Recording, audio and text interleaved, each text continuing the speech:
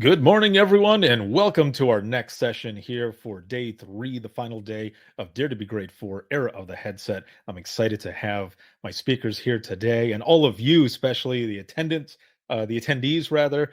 And there's been a lot of powerful sessions going on this entire week, and it continues on throughout the day today. I have with me Cassie Owens and Nicole Whittaker of Ada County Sheriff's Office out of Idaho, and they're going to be doing a session called Reframing Anxiety. Take it away, my friends. Hi, I'm Cassie.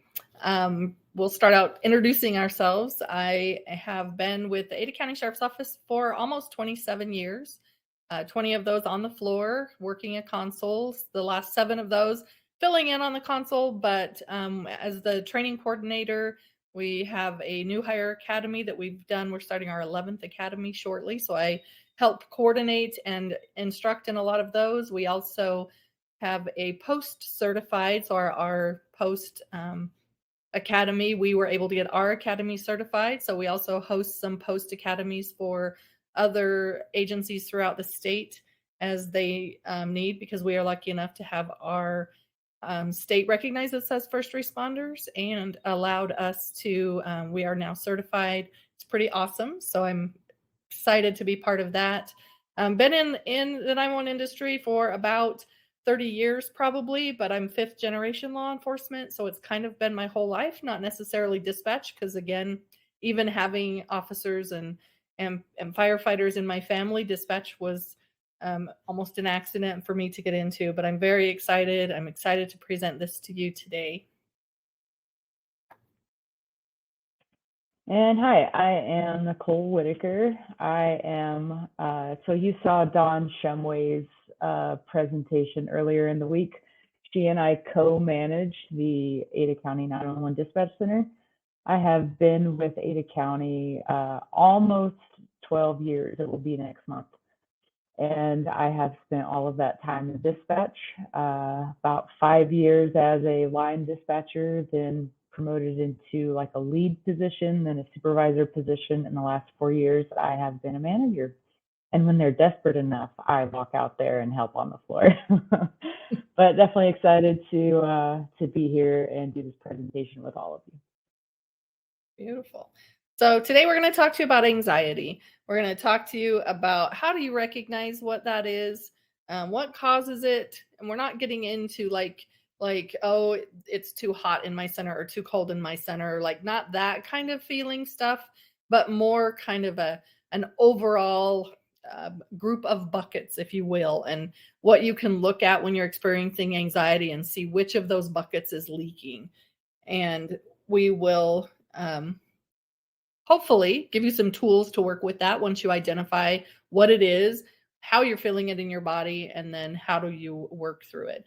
So we want to start out is that we use a Menti presentation. If none of you have done it before, you can log in on your phone or on a separate tab on your computer if you're there at www.menti.com.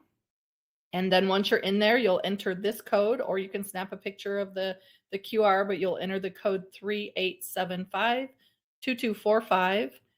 and that will allow you to answer our questions.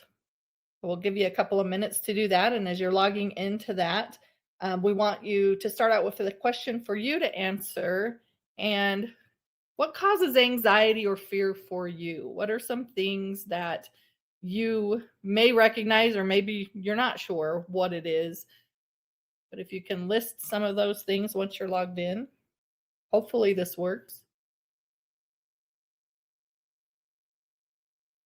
And as you start to answer that question, just want to also provide the caveat that neither of us are trained psychiatrists. So we certainly aren't here to provide this presentation from the perspective of people who have degrees in this. This is all research that we began for ourselves, and research that was rooted in the fact that Cassie mentioned our academy. And so we were providing our new hires 8 to 10 weeks of classroom training that our previous trainees weren't getting but we were losing our trainees at a rate that was it was it was scary. And so and like we had proof in their DORs and in their documentation that they actually were doing the job, but they just had an anxiety block and a mental block to where they just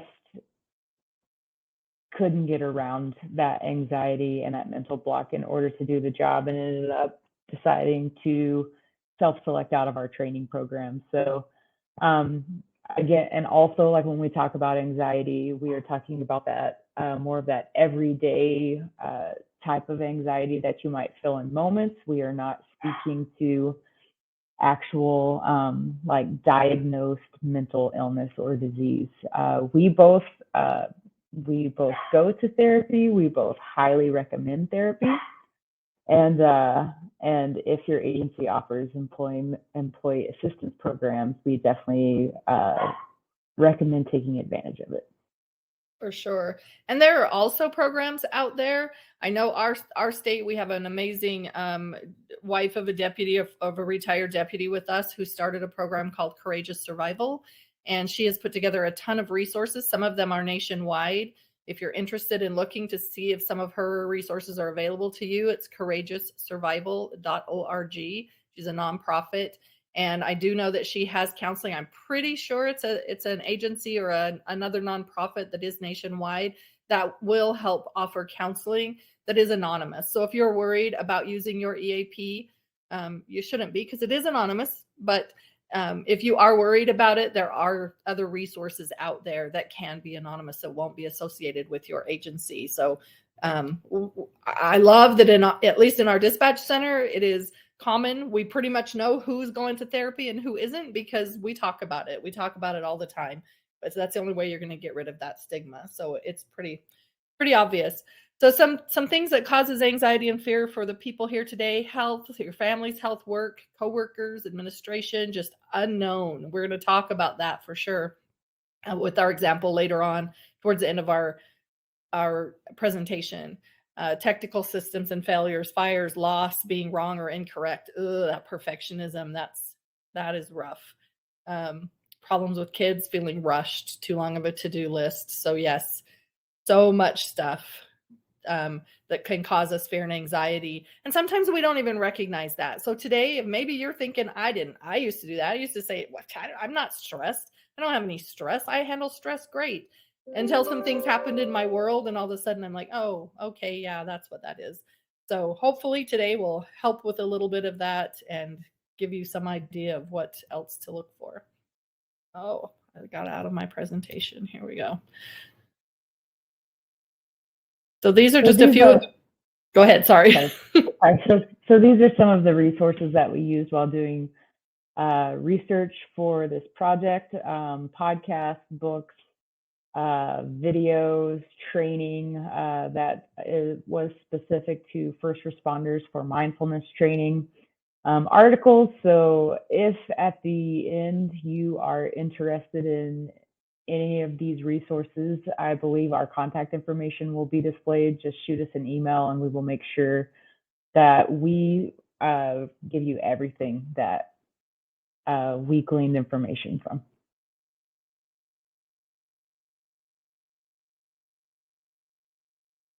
All right, so another mentee. How do I know when I'm feeling anxiety? So if you know, how do you know? What are your clues when you start to recognize that in yourself? And these might be physical cues, they might be mental cues, they might be things that happen emotionally or spiritually. So what are some of those things that occur, whether mental, physical, emotional, or spiritual, that tell you, like, I am definitely experiencing anxiety in this moment? There's a physical cue for sure. Uneasy stomach. Yeah. And if you can't get to the mentee, just go ahead and type it in the comments too. We can see those too. So definitely a lot of physical cues seem to be what we see the most often. Can't sleep, that can be definitely a bunch of those areas. That could be mental, it could be physical. Heart rate and chest pains, yes. Hopefully that gives us some empathy for our callers that call in thinking that they're dying, but they're having that panic attack, and gives us a little empathy with that because we feel that. And Nicole. as you keep submitting, one of the very strange physical symptoms that I get when it tells me I'm maxed out on stress is I actually have like a spot right in the center of like my like neck and shoulders. Like it feels like somebody rubbed icy hot, like it's like a cold burn. It's bizarre. Yes. And one of my odd ones is when it seems to only be during stressful conversations. And as I'm learning and growing and getting more comfortable having those tough conversations, but mine is I get cold and I just start to kind of shiver while I'm having this, and either that or I cry because that's stressful. And then I get angry because I'm crying because I'm not crying because you're making me cry. I'm crying because I'm upset and stressed. And so it's just a vicious cycle for me. So cool. Lots of different things that happen to us that we recognize as those symptoms. That's great. And I'd say additionally, like mental cues that you might see are like thoughts racing, and like you feel like you have so much going on in the moment, you can't make a decision. Or or you may become fixated on a specific thing and you can't think about anything else. Other things like maybe you just avoid thinking altogether. Instead of thinking about only one thing, you're like, check out, I'm done, I'm gonna escape into electronics, TV.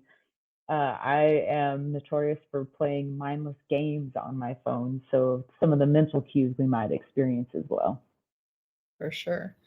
Emotional cues, that feeling of impending doom that you have come over you. You're crying, you're irritable, you're snapping people's heads off.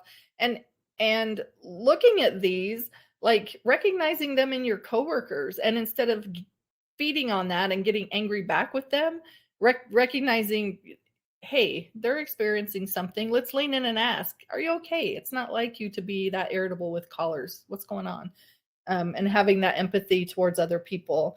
And spiritual cues, we're not just talking about religion and Jesus and God. If that is your thing, then absolutely ground in that. If it's not your thing, what grounds you? What higher purpose or higher meaning is there for you that brings you peace and joy?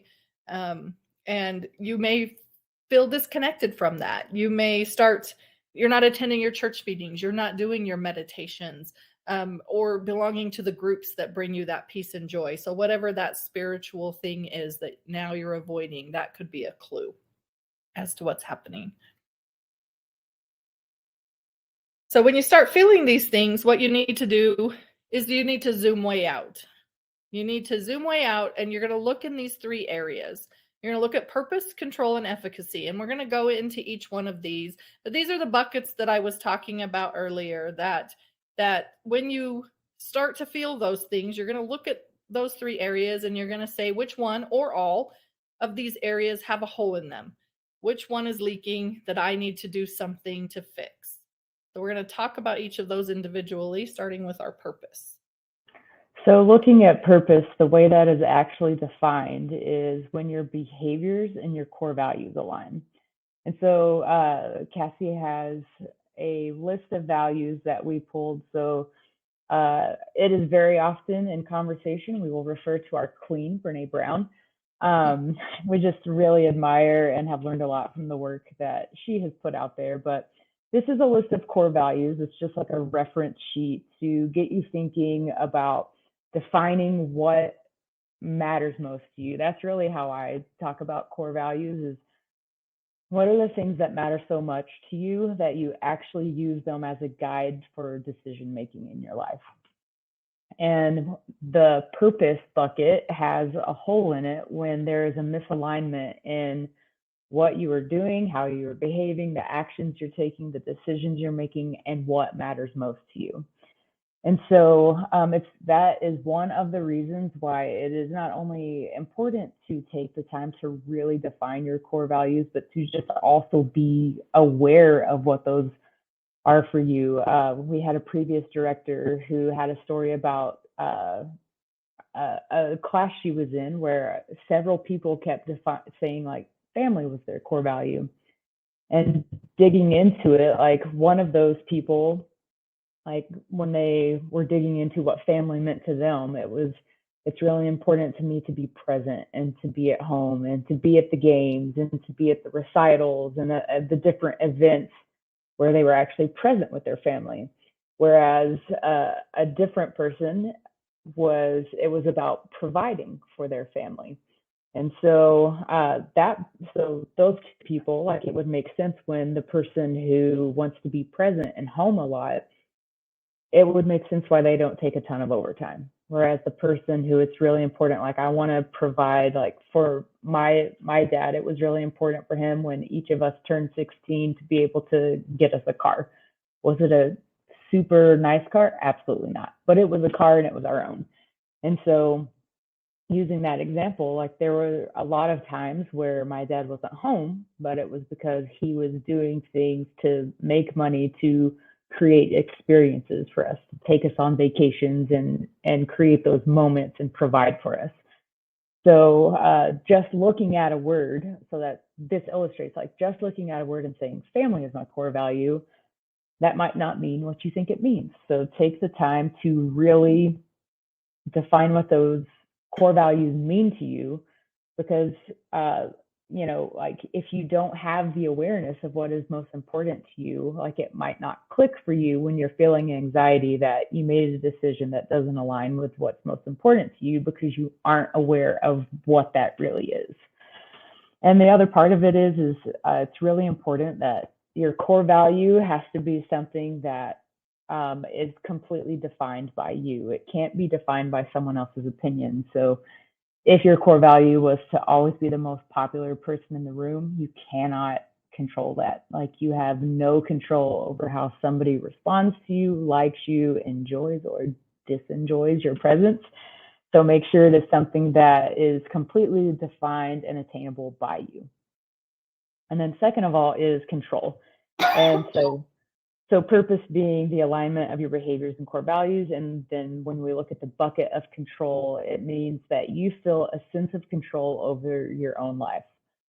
And for everybody who is here that is a dispatcher, like when you think of your job, like I really enjoy talking to people who aren't dispatchers about the job of dispatching because it is the most batshit crazy job on the planet.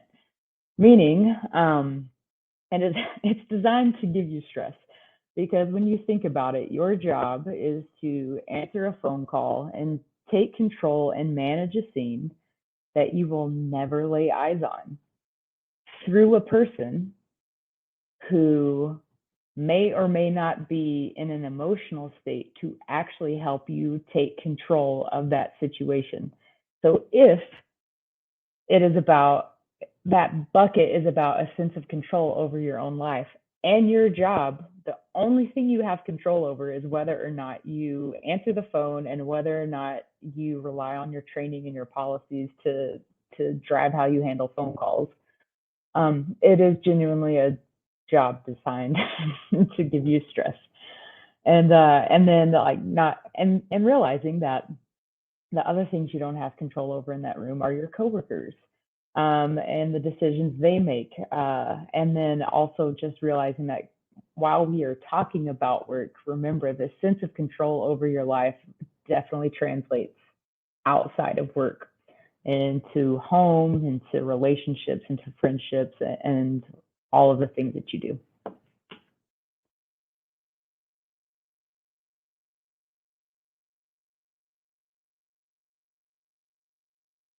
You are muted, Cassie.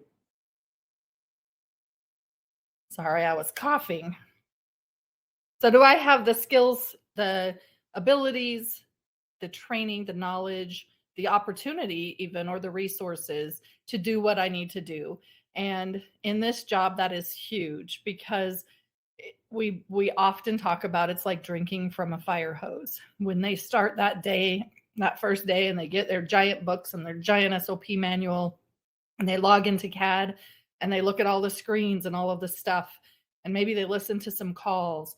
And so that overwhelm can be huge in the beginning. So there's that stress and anxiety. And then you add the stress and anxiety of someone expecting them, or them feeling like someone expects them to already have those skills and having to do it. A lot of centers, we used to immediately put them right onto the floor, and you're actually learning while you're taking calls from live people.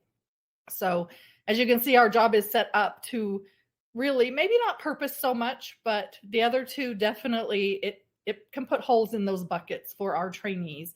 And that's why we started looking at this, is how do we help them get through this? How do we give them, make sure we've started our academy, so we start them out with a firm foundation of that. We work really hard with our training officers to make sure that they understand that we laid the groundwork. Now it's time to move up and give them the understanding of the knowledge that they've put in, and work through all of the rest of that with them. So we've talked about anxiety is like starting by being very dialed in to the awareness of how you're feeling, what you're feeling, zooming way out to figure out which bucket has a hole in it so that you can start to address that specific issue. And then now we're going to talk about the responses that we have to stress. And by this, I don't mean like the physical symptoms and things like that, but rather two categories of responses. And how we respond to that. And there are essentially two categories. One is overfunctioning and one is underfunctioning. And so I first heard about this concept on this this podcast that is on the slide right now with Brene Brown's Unlocking Us podcast. But as I describe them, think about what you are. Like, one, know that like as a dispatcher, you may experience and respond to stress in one way. You may do that completely different as a spouse, as a parent, as a friend. But think about what you are and think about what your job requires you to be. So, so overfunctioning is what I would call the fight response, how we have fight, flight, and freeze. Overfunctioning is fight.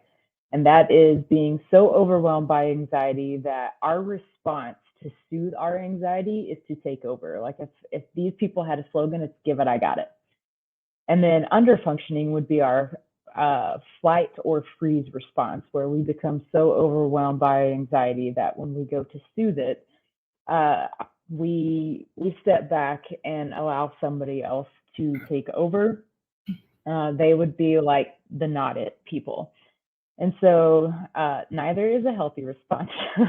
The goal is actually to just function well, function healthy. And so digging in a little bit more into these responses. So when anxiety hits, our brains are going to go on autopilot and look for the quickest way to calm ourselves. And so with overfunctioning being the people who want to take over, they're going to take control because that's how they soothe anxiety. They go into fix-it mode. They attack to-do lists. They offer helpful advice and sometimes helpful advice. They take on more than their share of responsibility for things that need to be done. And that can end up moving into a place of like micromanaging. They can be overly focused, sometimes fixated on someone else's problem or situation. And they're rescuers. They take over. They may avoid worrying about their own problems by focusing on those of others. So at their best, this becomes caretaking, and at their worst, it becomes like micromanaging and being overbearing.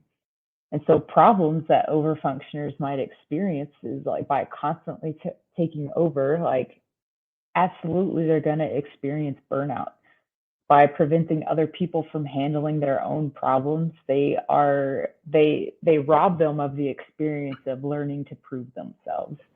And then with underfunctioners, when anxiety hits, like when they give up responsibility, that's how they soothe anxiety, by trusting somebody else can take care of it. They may zone out, they may check out and become reliant on somebody else to handle the situation. they may become less competent under stress, which is why they invite other people to take over. And it's not that they don't have a strong, competent side, but they have a hard time showing that side to others, especially if they already feel a bit inferior to them. And so, problems with that is never developing healthy strategies for managing stress, because they do adopt that not it mentality. And the feelings of being incapable are going to persist because they don't ever take the chance to prove that they are actually competent and able to problem solve for themselves. And so this was the crux of this entire set of research when we were looking into our trainees who were washing out of our program and realizing that the people we were losing were underfunctioners. And it didn't mean that underfunctioners couldn't do the job, because I can think of people who work for us who are trainers, who are lead dispatchers, who their natural response to stress, like you can see it is underfunctioning. But as dispatchers, we absolutely have to, at times, act as overfunctioners, especially if we have callers who are not yet in a space to help us answer questions and get information. And so we realized that a trainee whose natural response, like one, they're already stressed out, adult learning, and like coming to a new job where you're a fish out of water and you were the expert at your old job, like already they're stressed. That's just the nature of learning something new. But their normal response to stress is to underfunction, but we're requiring them to be overfunctioners. So not only are they stressed, but we've exponentially multiplied their stress by not even allowing them to be able to respond to stress in the way that is natural to them. And so from there, like that is where all of this research began, is how do we give underfunctioners the tools and resources and efficacy to build a resilience to that stress to still do this job.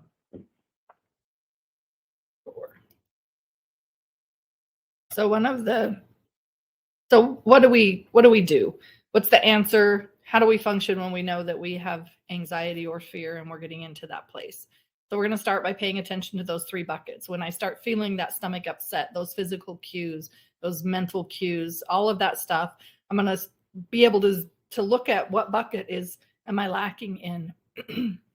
Am I living my core values? Because that to me is a very huge area. But we're going to check in with ourselves. All of this checking in requires this self-awareness. You have to, like this quote says, take an honest look at your life without attachment to it being right or wrong or good or bad. It just is. I am feeling these things. I am feeling overfunctioning right now. And I know people don't like that, but it's not bad. It helps me out in a lot of ways. I am feeling underfunctioning right now. Again, it's not bad. It also helps me out in a lot of ways. So we just have to look at it in that self-awareness, in that moment, giving ourselves grace and making sure that we're being real with ourselves. So if these needs are challenged or threatened, you have to deal with them. Emotions are not something that you can just sweep under a rug. I'm probably dating myself, but I think it was Yogi Bear. There was a Yogi Bear cartoon on the bears had to clean up the park because they had made a mess, and they put all of the stuff. They got tired of doing it, so they pushed all of the mess and everything into Old Faithful.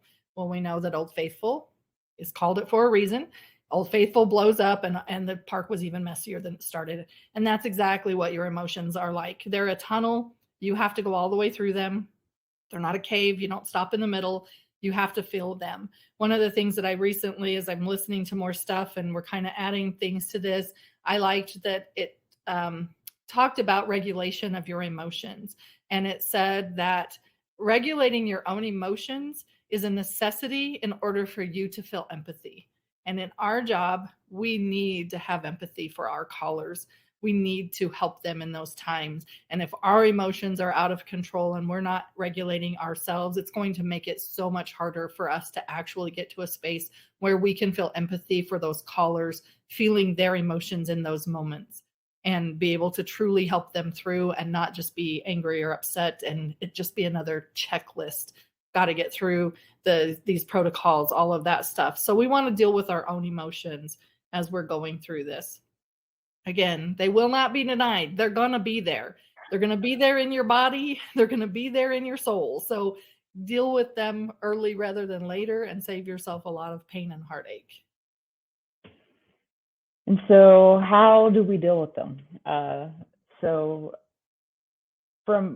now we'll talk about some of the action steps that you can take to actually, this class is called Reframing Anxiety, so we do promise this is where we start talking about reframing it. So the first is just get perspective. And like as a caveat, we acknowledge that sometimes as a dispatcher in the moment, if you're feeling stressed, like you have stuff to handle. Like some of these are things that aren't going to be done in the exact moment, but maybe you can take a minute afterwards or like on your break or take a walk or something like that. But the first is just to get perspective and frame the moment, like get real. And what I mean by that is, yes, acknowledge the anxiety is there. But also like the thing about anxiety is it is basically an energy dump. Like it is like you will see here in just a second that like energy, like excitement and anxiety, like chemically and biologically, physiologically are the exact same thing. The only difference is what our brain tells us about those things. So the energy is there. And we want to talk about how can you use that energy for you instead of it being used against you. And it just takes a shift in your mind. So if you can, write down or at least articulate your anxious thoughts, because to change or reframe what you're thinking, you have to be aware of what you're thinking. Everything in this lesson or this class comes back to awareness and self-awareness. And fact check yourself. So if you are feeling specific anxiety about something, like ask yourself, what do I know is true? What are the facts versus what is the story I'm telling myself about what I'm feeling? Because they might be very different things. And what are the actual immediate threats? Like, is there an actual immediate threat to your well-being? And otherwise, or like one of the things that I listened to somewhat recently is nothing about us likes threats, but what we do love are challenges. So is the anxiety you're experiencing a threat? Because a threat does have to be dealt with. And if it exists, absolutely, like it has to be met head on. But can it be reframed into a challenge? Because what we do love is proving ourselves. We love being able to show ourselves and others, watch me, absolutely, I can do this. And so as we look at, is it a threat or is it a challenge? Like, am I anxious or am I excited? We're going to watch a video, which Ricardo is going to get playing for us, that helps us see, like, can I take anxiety and reframe it into excitement?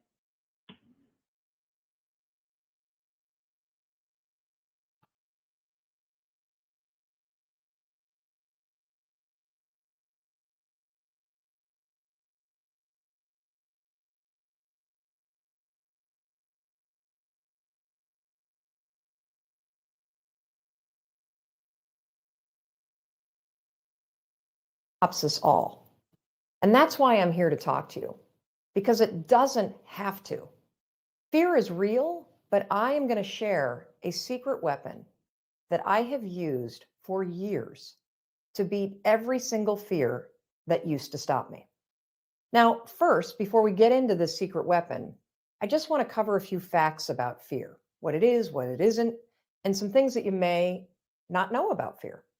So first thing, fear is a physical state in your body that is exactly the same as excitement. Let me say that again. Fear and excitement are the exact same physical state. Your heart races. You might sweat a little bit. You might feel tightening in your chest. You might feel a pit in your stomach. You have a surge of cortisol. It's basically the way that your body goes into a hyper-aware state because it's readying for action. Now, what's the difference between fear and excitement? Really simple. The only difference between fear and excitement is what your brain is doing as your body is all agitated. If you're excited, your brain's going, oh, wow, this is going to be so cool to ride this roller coaster. If you're afraid, your brain's going, no way. There's no way I'm doing that. This is dangerous. Get out of there. Don't do that. It's saying something different. So what's critical about understanding this is that we're going to use the fact that your mind is either working for you for excitement or against you with fear to your advantage. And I'll tell you about it in just a minute, how you're going to do that.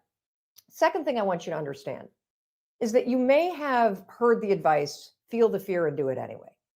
You may have heard the advice, oh, just try to calm down. Think positive thoughts. It doesn't work, does it? And there's a reason why it doesn't work. So let's go back to fact number one. When you're afraid, your body's in a state of arousal and agitation, and your heart is racing, and you're all like amped up, and you're hyper aware of what's going on, and you're freaking out a little bit. What is it like when you're calm?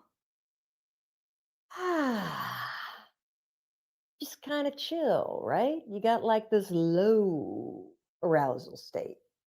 Very, very difficult to go from a state of agitation of being all jacked up and excited and weirded out to a kind of state. It doesn't work. It's like trying to stop a train by throwing a boulder on the tracks. It's going to make the train jump off the tracks. It's going to cause a disaster. In fact, they've proven in research that when you try to ignore your fears, it actually makes them worse. And they've also proven in research that positive thinking alone also can make your fears worse. So what do you do? What do you do when you're about to go talk to your boss and you feel afraid? What do you do when you have to get on a plane and you're actually terrified of flying? What do you do if you got to give a presentation and you are afraid of public speaking? Here's what you're going to do. You're going to use a strategy, the same one that I use, that has helped me beat every single fear and turned me into somebody that is terrific when it comes to a high stress situation. This is how you do it. You're going to use my 5-second rule in combination with what I call an anchor thought, and that is going to reframe what your mind is doing so that your mind goes from feeling agitation and making you afraid to reframing it from agitation to excitement. It works like magic.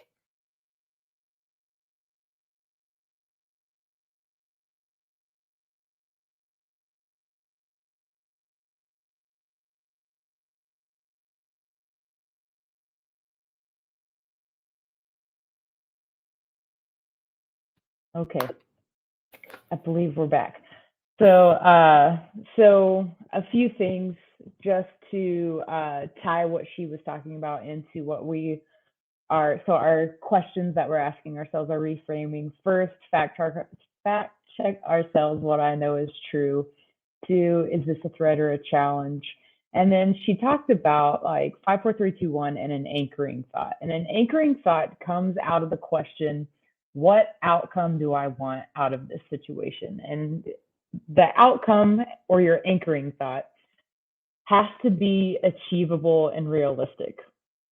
This is not about positive thinking your way out of things. Like, as a matter of fact, my favorite thing as somebody, I'm not a pessimist, but I am 100% not an optimist, is that the opposite of anxiety is not optimism. It is not positivity, it's reality, which is why we fact check ourselves. We take ourselves out of that anxious moment by bringing in facts and reality. And so with that anchoring thought, knowing what we want our outcome to be, and we're about to take you through a story of one of our dispatchers to take these different pieces of the process of reframing anxiety and actually walk through a story with one of our trainees. But it has to be something that actually can be achieved and be realistic and is realistic and something under your own power. So once you've gathered up your facts, you've assessed the immediate threat, and there's no immediate threat to your well-being. You've defined the outcome that you want. And you're going to ask yourself, Is my current reaction helpful? Does it push me forward? Does it help me take action? Then yes, that reaction is helpful, because we do know that there is good stress. Sometimes you can be in that zone of stress and it can help you accomplish a lot of things.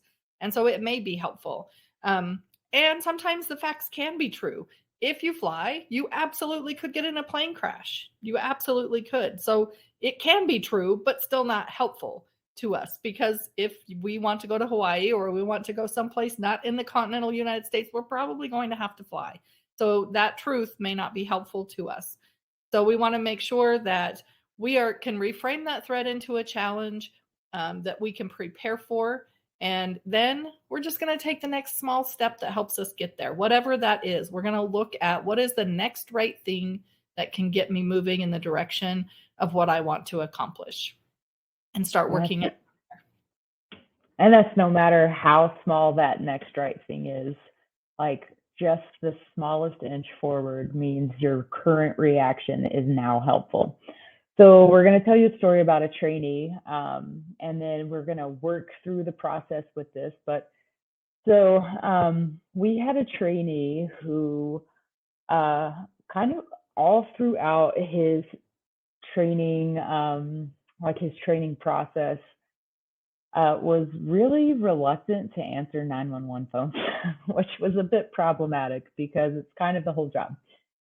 And instead of just like coming down on him and you know, just like chastising him, being like this is your job. Like, why aren't you, like, if you're not going to do your job, then like you can get out of here. Like, not a helpful reaction for anyone. Instead, we started to dig into like, what is it that you are fearing? And we actually found out. So one, he was a new dad, like brand new dad, and he was terrified. So when we inevitably throw out the term code blue baby, because it's dispatch jargon in our center, a code blue patient is somebody who requires CPR. So if you require CPR, you are technically not alive in the moment.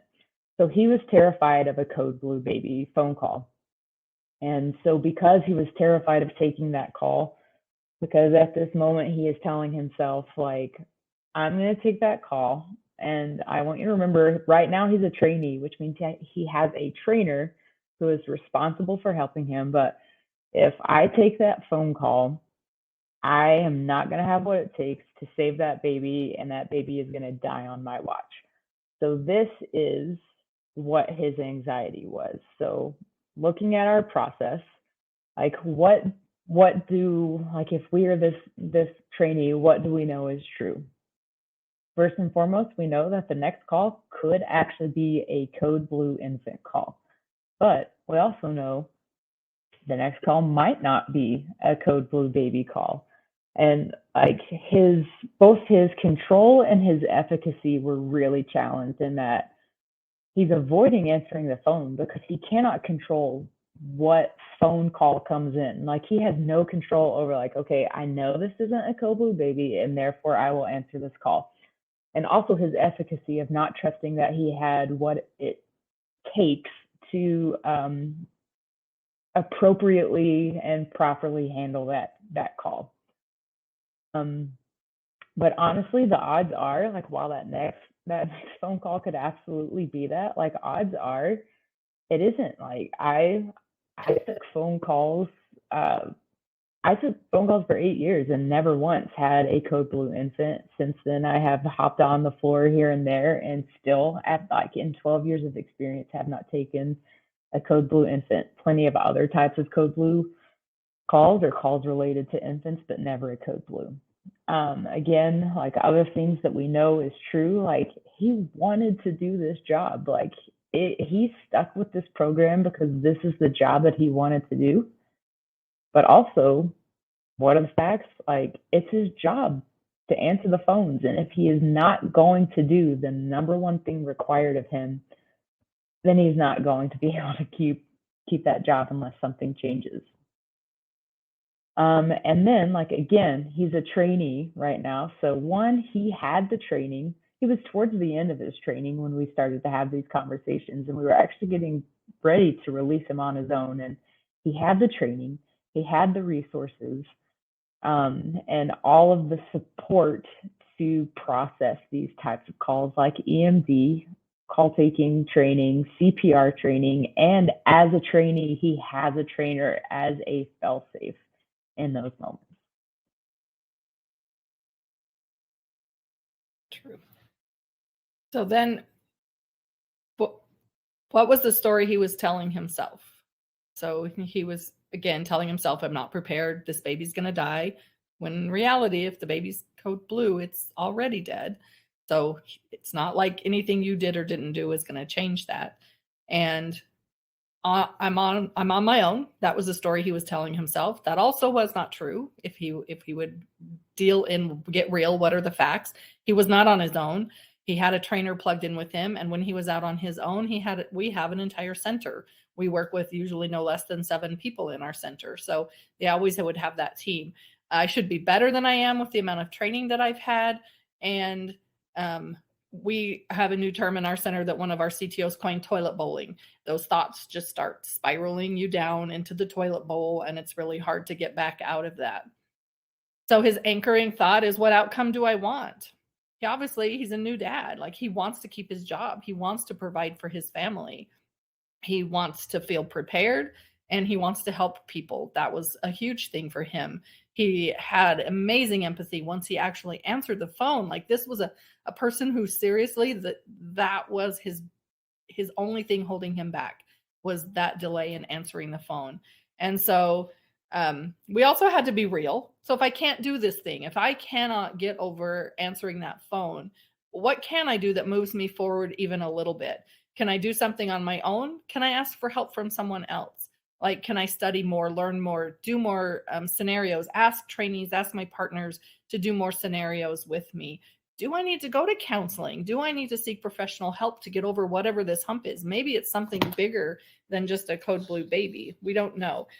Is there an alternative that gives me the same outcome? Maybe if this job isn't for me, do I need to move to another agency or another area in our agency? And those are absolutely options that we provide for people. We have former dispatchers or dispatchers who weren't able to complete our program throughout almost every other area in our agency, and it's pretty awesome. So luckily, he was able to work through it. He went and did some EMDR, and he was able to get through that. He is now a lead. He is a CTO now and thriving in our agency. And it was amazing that we were able to provide that help to him, because I can tell you, probably 10 years ago, he would have been let loose without a second thought. You can't answer phones. Sorry, you need to be gone. And now he's such an asset to our agency. So it's amazing that we were able to keep him. So now, sorry. Go ahead. And so, just as a recap, because one of the important things that with his anchoring thought, his anchoring thought, just to expand on that, could not be, when I take a code blue baby call, I will save that baby, because that is not under his control. Like, he could do everything right. He could use EMD protocols to absolute perfection. He could do everything he has been trained to do, and it might not end up in the result of him saving that baby. So with the anchoring thought being like, I want to be a successful dispatcher and do this job and provide for my family, his anchoring thought could not be rooted in, I will save that baby. It had to be that I am going to process any call, no matter what it is, to the best of my ability, using and relying on my training and my SOPs and my resources. And so just to recap, kind of what we've talked about here today is,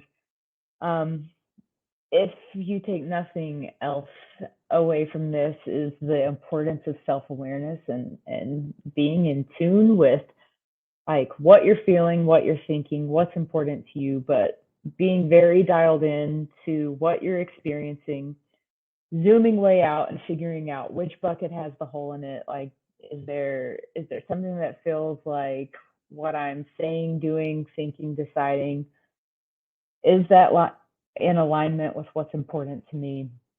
Do I feel like maybe something about this situation is out of my control? And how do I respond to that? Like, if I can't bring it into my control, then the only thing I can control is my response to it. Efficacy, do you feel like you have the tools, skills, resources to do what's required of you in that moment? And if not, how do you bridge the gap? From there, following your process of reframing, fact checking yourself. What do I know is true? Based on that, is this a threat or is it a challenge? Because if it's a challenge, watch me. What outcome do I want, and what anchoring thought can help me get there? Is my current reaction helpful? And if it's not, what is the next smallest right thing that I can do to move me in the direction of the outcome that I want? Definitely. So that ends our presentation, and I forgot to add our slide with our contact information. So we'll just put it over in the chat for you if you want to get a hold of us at all or want to know any further resources. I'll put those back up here too. So those are kind of the resources that we use today, and just various things, because we're always on a growth path for sure. Thank you. Awesome. Very, very well done. This was great information, an excellent session, and I think it's one, again, that we all need to continue having, and being self-aware, as you were saying, very important.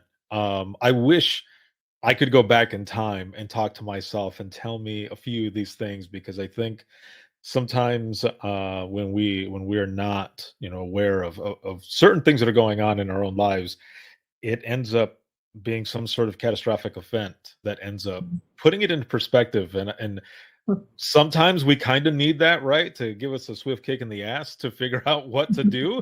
But it would be awesome to not have to go through some of those events. But also, I'm also a firm believer that there are some events that we deal with that make us better in the long run.